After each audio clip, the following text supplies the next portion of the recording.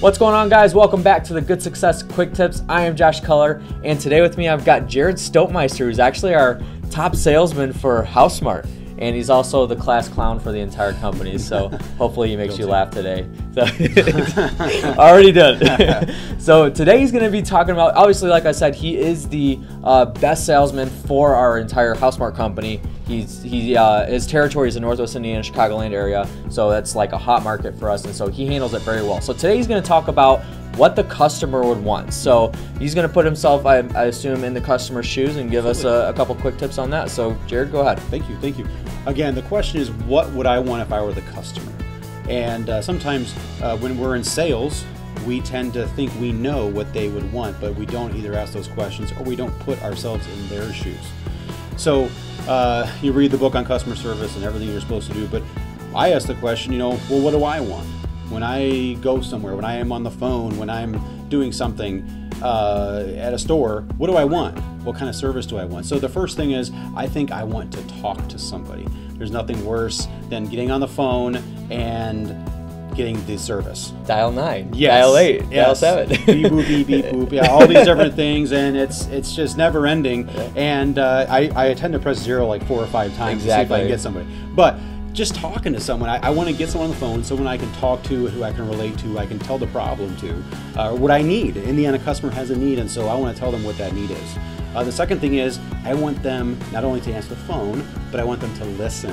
I want them to hear what I'm saying. And again, I don't want to be a number, and I understand a lot of times when you answer the phone, it could be just a one of a number, and you're working 8 hours a day answering the phone. But I want them to hear me, I want them to hear Jared, and I want them to not use my name too much.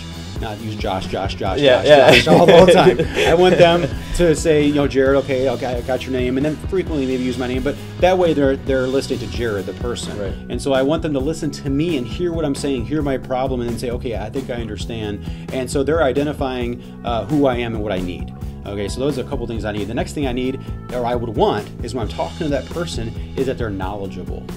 Do they know what they're talking about? And so it's very important. So when someone gives me a call, how much do I know about their property, or how much do I know about the process? Questions they might have about what we do here. So how much do I know that? And so for me, when I'm calling somebody and I'm asking them, I want to know if I'm calling for cable, it's for Comcast or whatever. Yeah. I want to know, what kind of service can you give me? How knowledgeable are you? Or you just kind of use your first day? Yeah. Can you answer the question? But along with that is, it's okay not to know something too. What's important for me is, if you don't know the answer, can you get it for me? Can you get the answer for me? And I'm not pretending to be in real estate for a long time. I've been doing this for about 2.5 years, and I don't know the answer to every question. So what I do tell someone is, you know what, I don't know the answer to that, but I think I can help you out with it. I'll see if I can help you and get the answer for you. So that not only does that bring in value, but saying, hey, I realize you have an issue, and I'm going to go the extra mile, even though I don't know it, to bring it to you. Yep. So again, I want to talk to someone. I want them to listen. I want them to be knowledgeable. And if they don't know it, I want them to go find the answer. The next thing is, be kind. I don't want them to yell at me. I don't want them to get frustrated. I know it's a long day. If I have a complaint, don't take it personal. It's not about them. If anything you can learn in sales is, it's not about you at all. It's not about me. If I'm someone calls me and they want a house, it's not about me.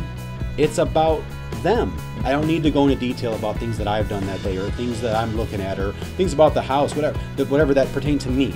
It's about them and what do they need and what can I do for them. So get them out of there. But being kind to somebody, it's not that hard of work. But when I'm on the phone and I have an issue, so I realize, you have a problem. Okay, I realize that. Okay, so what's the issue? Tell me exactly what the problem is. They're listening, and then okay, great. And let me see what I can do here. Let me talk to my manager. Let me do these things.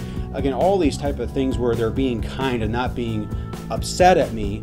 I don't want that, and this makes the problem worse. Being unkind never helps anything. It never helps the situation, and it's not going to help the customer.